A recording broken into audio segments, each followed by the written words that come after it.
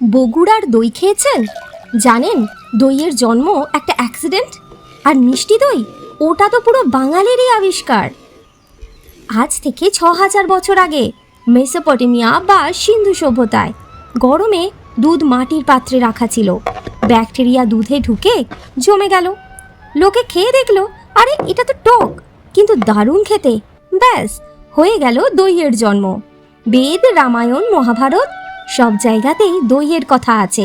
ভগবানের ভোগেও দই দিতে হয়। কিন্তু মিষ্টি দই ওটা পিওর বাঙালির কেরামতি।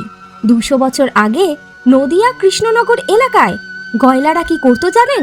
দুধকে ঘন্টার পর ঘন্টা জাল দিয়ে লালচে করে ফেলতো, তারপর মেশাতো খেজুর গুড় বা আখের গুড়, মাটির ভাঁড়ে জমাতো খড়ের আগুনের তাপে।